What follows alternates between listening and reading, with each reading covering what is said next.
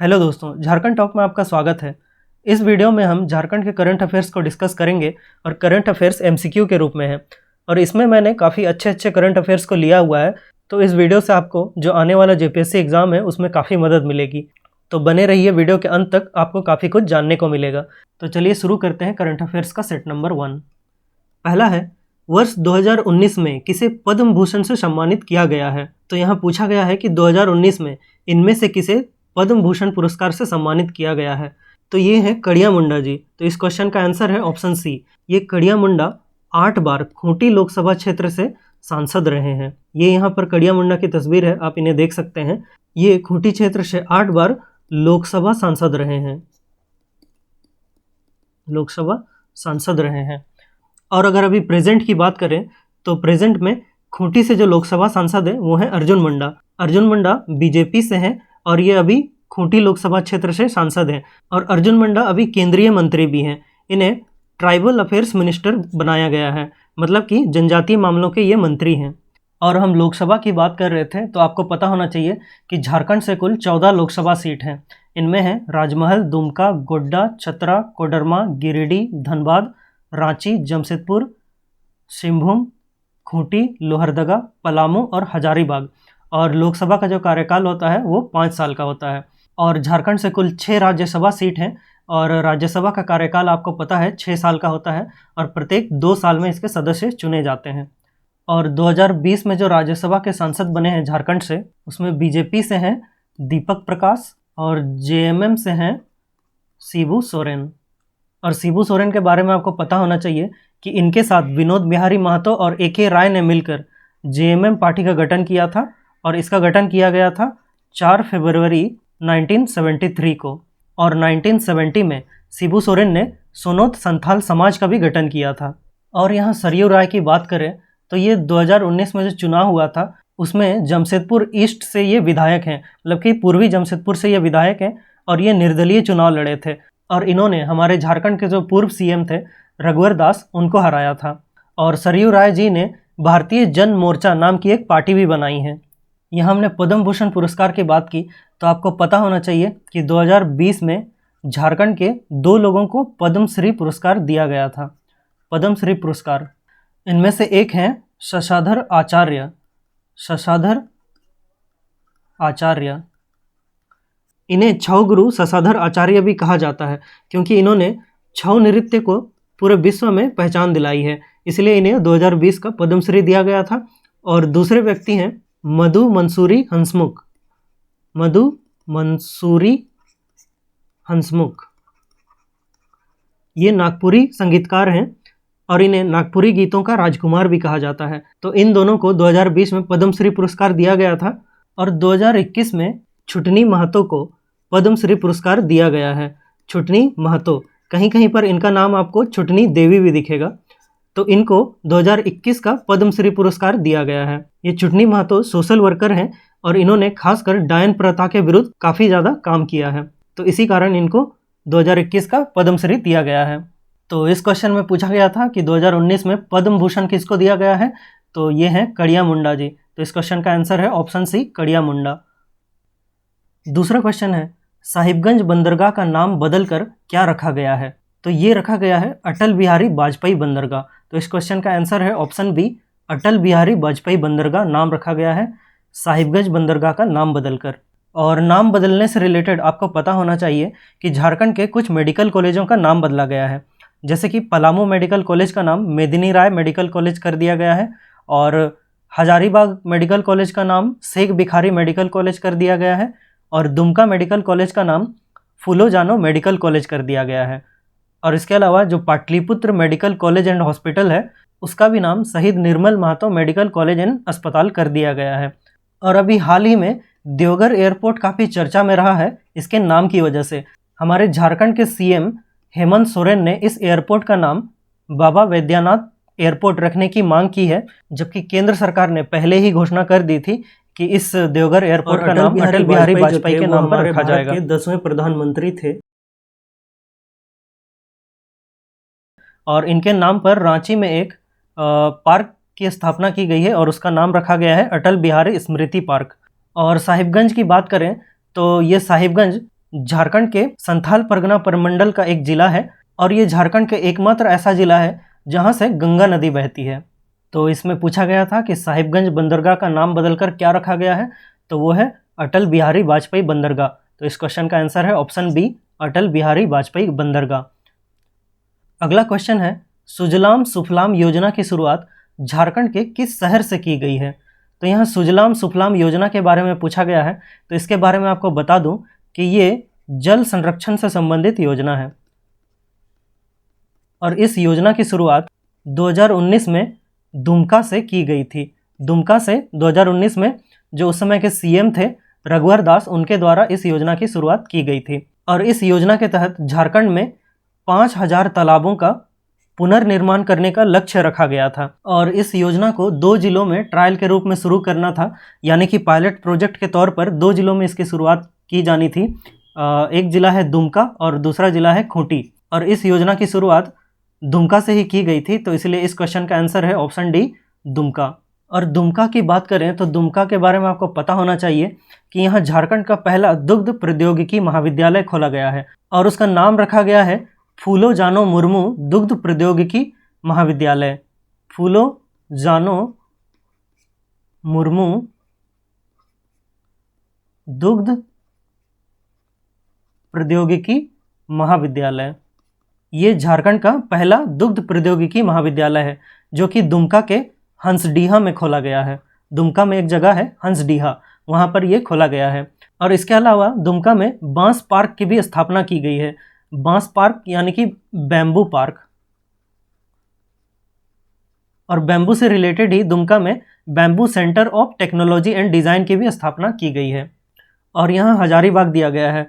हजारीबाग की बात करें तो हजारीबाग में एक जगह है गौरिया कर्मा, वहाँ पर इंडियन एग्रीकल्चर रिसर्च इंस्टीट्यूट खोला गया है, यानी कि भारतीय कृषि अनुसंधान संस्थान। और यहाँ खूंटी की बात करें तो खूंटी को दीनदयाल ग्राम स्वावलंबन योजना के तहत पायलट जिले के रूप में चुना गया है। और इसके अलावा खूंटी जिले के कर्रा प्रखंड के गुनी गांव से पानी रोको पौधा रोपो अभियान की शुरुआत भी की गई है। और ये रांची की बात करें तो ये हमारे झारखंड की राजधानी है और 2020 के आम बजट में रांची में ट्राइबल म्यूजियम बनाने की घोषणा की गई थी और रांची के ही मोराबादी मैदान में डॉक्टर रामदयाल मुंडा जनजातीय शोध संस्थान है। और इसके अलावा आपको रांची के बारे में बता दूं कि रांची के छोटानागपुर पठार के नगड़ी एक जगह है, रांची में नगड़ी, यहाँ से स्वर्ण रेखा नदी निकलती है, स्वर्ण रेखा नदी। और ये जो स्वर्ण रेखा नदी है ये बंगाल की खाड़ी में स्वतंत्र रूप से गिरने वाली झारखंड की एकमात्र नदी है। मतलब कि ये स्वर्ण रेखा नदी झारखंड से निकलकर और किसी दूसरे नदी में नहीं मिलती है, ये सीधे जाकर बंगाल की खाड़ी में गिर जाती है, बंगाल की खाड़ी यानी वे ऑफ बंगाल में। और इसी स्वर्ण रेखा नदी में रांची में हुंडरू जलप्रपात है, हुंडरू फॉल के नाम से जिसे आप जानते हैं। और इसके अलावा इसकी जो सहायक नदी है राड़ू नदी, इसमें जोनाह फॉल है जो कि वो भी रांची में ही है। और इसी स्वर्ण रेखा नदी की और एक सहायक नदी है कांची नदी, इस नदी में दसम फॉल है। तो ये राड़ू और कांची नदी ये स्वर्ण रेखा नदी की ही 2 सहायक नदियां हैं। और नदियों की बात करें तो दुमका से भी एक नदी निकलती है, वो है ब्राह्मणी नदी। ब्राह्मणी नदी दुमका से निकलती है जो कि दुमका के दुधवा पहाड़ी से निकलती है। तो ये सब आपको पता होना चाहिए, ये सभी चीज़ें बहुत इंपॉर्टेंट हैं। तो इस क्वेश्चन में पूछा गया था कि सुजलाम सुफलाम योजना की शुरुआत झारखंड के किस शहर से की गई है? इसका आंसर है ऑप्शन बी, दुमका। अगला क्वेश्चन है, किस भारतीय को एशियन रीजन के लिए कॉमनवेल्थ शॉर्ट स्टोरी प्राइज 2020 प्रदान किया गया है? तो यहाँ पूछा गया है कि ये कॉमनवेल्थ शॉर्ट स्टोरी प्राइज 2020 किसको दिया गया था एशियन रीजन में? तो यहाँ चामी मुर्मू की बात करें तो इन्हें 2020 का नारी शक्ति पुरस्कार दिया गया था, नारी शक्ति पुरस्कार। ये 8 मार्च को जब अंतर्राष्ट्रीय महिला दिवस मनाया जाता है उसी दिन दिया गया था और ये पुरस्कार इन्हें हमारे देश के राष्ट्रपति रामनाथ कोविंद के द्वारा दिया गया था। और रिंकल जेनिफर कच्छप की बात करें तो इनको जॉलीवुड फिल्म यानी कि झारखंड की फिल्म दुमकुड़िया के लिए बेस्ट लीड एक्ट्रेस का अवार्ड दिया गया है और ये इन्हें अमेरिकी गोल्डन पिक्चर फिल्म फेस्टिवल में दिया गया था। और कृतिका पांडे की बात करें तो ये लेखिका हैं, इनको इनकी कहानी the great Indian T and snacks के लिए कॉमनवेल्थ शॉर्ट स्टोरी प्राइज दिया गया था।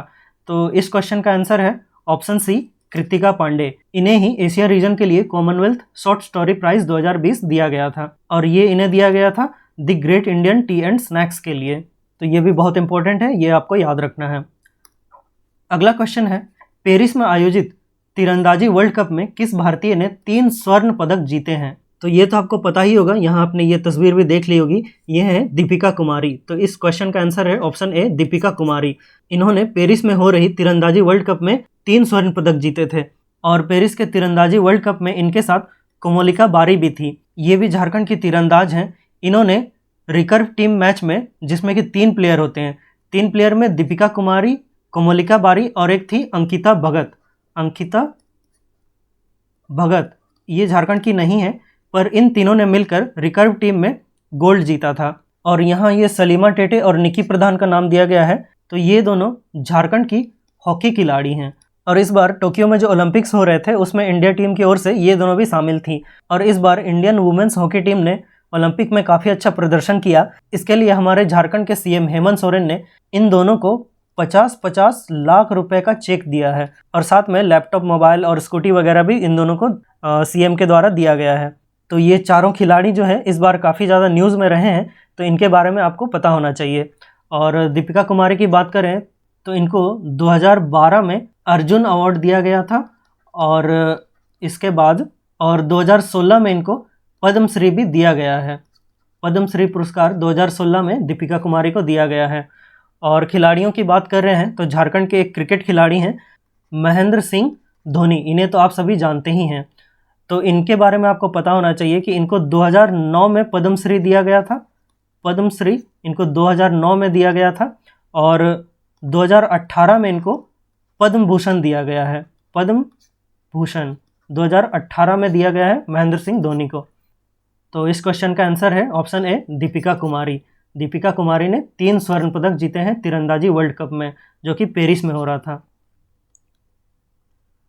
अगला क्वेश्चन है, नीलांबर पीतांबर जल समृद्धि योजना के संबंध में कौन सा कथन सत्य है? तो यहाँ पर आपको बताना है कि ये जो नीलांबर पीतांबर जल समृद्धि योजना है इसके बारे में कौन सा स्टेटमेंट सही है।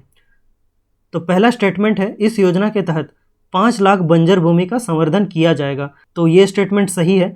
और दूसरा स्टेटमेंट है, इस योजना के तहत जल संरक्षण क्षमता में 5 लाख करोड़ लीटर जल की वृद्धि का लक्ष्य है। तो ये भी सही है। और तीसरा स्टेटमेंट है, इस योजना के अंतर्गत मनरेगा के तहत 10 करोड़ मानव दिवस का सृजन होगा। तो ये भी सही है। तो इस क्वेश्चन का आंसर हो जाएगा ऑप्शन डी, उपर्युक्त सभी, क्योंकि ये सभी स्टेटमेंट सही हैं। और इसी से रिलेटेड आपको ये पता होना चाहिए कि 4 मई 2020 को हेमंत सोरेन द्वारा 3 योजनाओं को शुरू किया गया था। बिरसा हरित ग्राम योजना, नीलांबर पीतांबर जल समृद्धि योजना और पोटोहो खेल विकास योजना। ये नीलांबर पीतांबर जल समृद्धि योजना भी इन्हीं तीनों में से एक है। इस योजना की मुख्य विशेषताओं के बारे में आपको पता होना चाहिए। तो इस योजना की मुख्य विशेषताओं की बात करें तो इसमें जल संरक्षण की विभिन्न अवसंरचनाओं का निर्माण करने की बात की गई थी और इस योजना में खेत का पानी खेत में ही रोकने का लक्ष्य रखा गया है। और इसमें झारखंड की वार्षिक जल संरक्षण क्षमता में 5 लाख करोड़ लीटर की वृद्धि की जानी है और इसमें मनरेगा के तहत 10 करोड़ मानव दिवस का सृजन किया जाना है और इस योजना में 5 लाख एकड़ बंजर भूमि का संवर्धन किया जाना है। मतलब कि जो बंजर भूमि है उसको खेती लायक बनाना है। तो ये था नीलांबर पीतांबर जल समृद्धि योजना के बारे में और इस क्वेश्चन का आंसर है ऑप्शन डी, क्योंकि ऊपर की ये तीनों स्टेटमेंट सही हैं। नेक्स्ट क्वेश्चन है, झारखंड सरकार ने लॉकडाउन के दौरान आवश्यक सेवाओं की डिलीवरी में लगे प्रत्येक व्यक्ति को ई पास जारी करने के लिए कौन सा ऐप जारी किया था? तो आप लोगों को याद होगा कि लॉकडाउन के समय यदि किसी को बाहर किसी जरूरी काम से जाना होता था तो ई पास बनवाना होता था। उस ई पास में कब जाना है, कहाँ से कहाँ तक जाना है, किस काम के लिए जाना है, ये सभी चीज़ें होती थी। तो यहाँ पर वही पूछा गया है कि उस ई पास को जारी करने के लिए कौन सा ऐप जारी किया गया था। तो इसका आंसर है ऑप्शन ए, प्रज्ञाम ऐप। यहाँ आपको ध्यान रखना है ये प्रज्ञाम है, इसके लास्ट में एम लगा हुआ है और ये है प्रज्ञान ऐप, इसके लास्ट में एन है। तो आपको कंफ्यूज करने के लिए ऐसा ऑप्शन दिया जा सकता है, तो इसलिए मैंने भी यहाँ पर इसी तरह के ऑप्शंस डाले हुए हैं।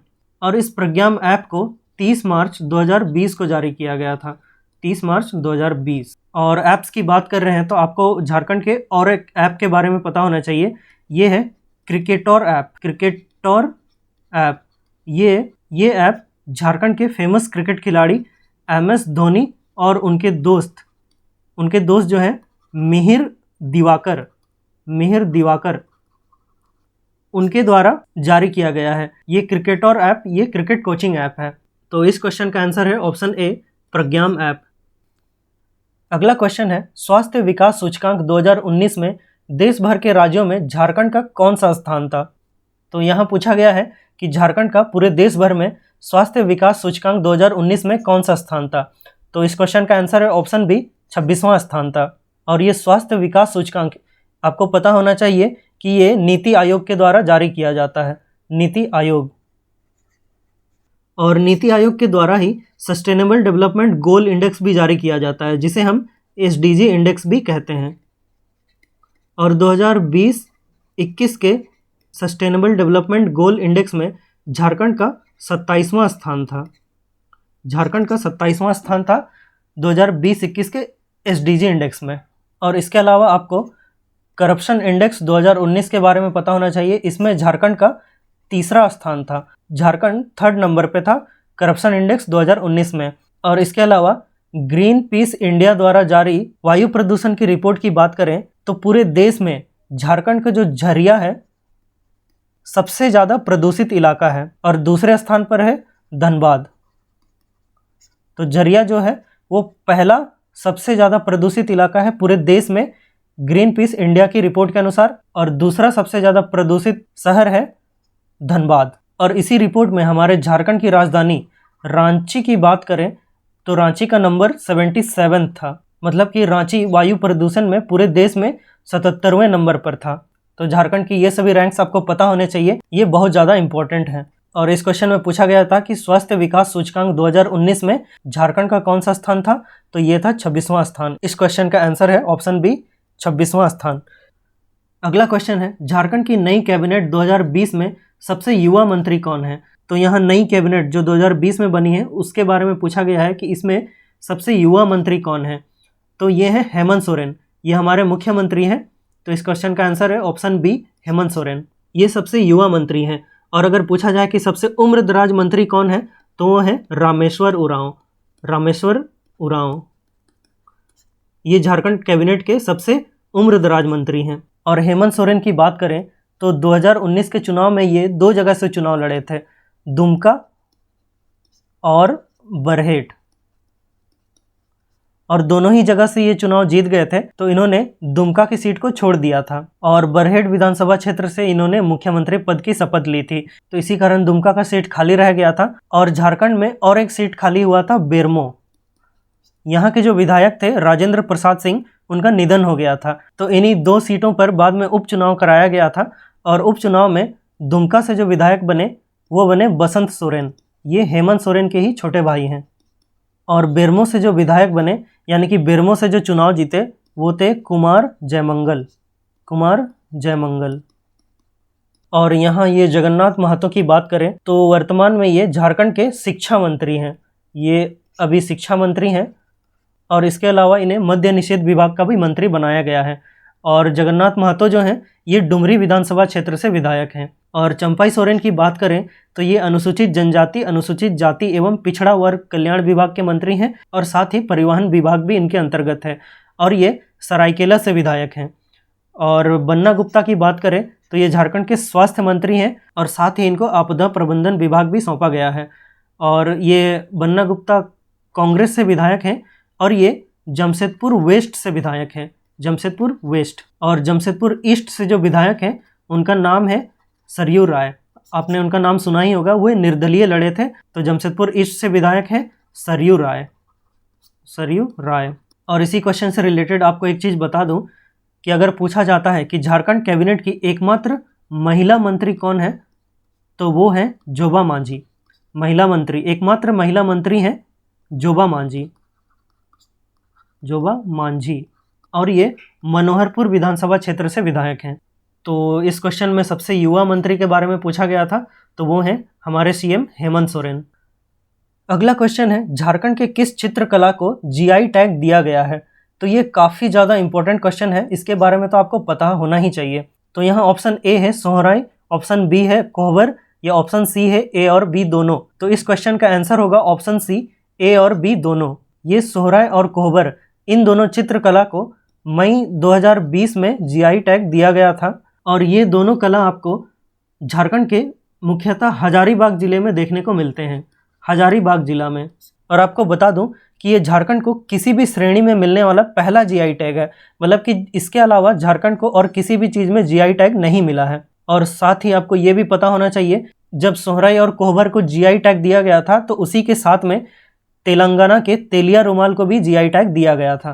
तेलंगाना के तेलिया रुमाल और झारखंड की सोहराय व कोहबर चित्रकला दोनों को साथ में जीआई टैग दिया गया था। और सोहराय कोहबर चित्रकला की बात करें तो ये हजारीबाग की मूल कला है और इसमें घरों की दीवारों पर पेंटिंग की जाती है और इस पेंटिंग में प्राकृतिक रंगों का ही प्रयोग किया जाता है, जैसे कि पेड़ों की छाल से रंग बनाया जाता है। जैसे कि जो काला रंग है वो भेलवा के बीज को पीसकर बनाया जाता है और इसमें पेंटिंग करने के लिए जो ब्रश इस्तेमाल होता है वो भी प्राकृतिक होता है। इसमें हाथों या लकड़ी की कंघी या दातुन से पेंटिंग की जाती है। तो ये बहुत ज़्यादा इंपॉर्टेंट क्वेश्चन है। झारखंड के सोहराय व कोहबर चित्रकला को जीआई टैग दिया गया था। तो इस क्वेश्चन का आंसर है ऑप्शन सी, ए और बी दोनों। तो ये हमारा लास्ट क्वेश्चन था। उम्मीद है आप लोगों को वीडियो अच्छा लगा होगा और काफ़ी कुछ जानने को मिला होगा। अगर कोई डाउट हो तो आप मुझे कमेंट सेक्शन में क्वेश्चन पूछ सकते हैं और ये मेरी ट्विटर आईडी है, आप यहाँ मुझे फॉलो कर सकते हैं या मुझे इस मेल आईडी पर मेल भी कर सकते हैं। तो वीडियो को लाइक और शेयर कीजिए और इस चैनल को सब्सक्राइब कीजिए। Thank you so much. जोहार।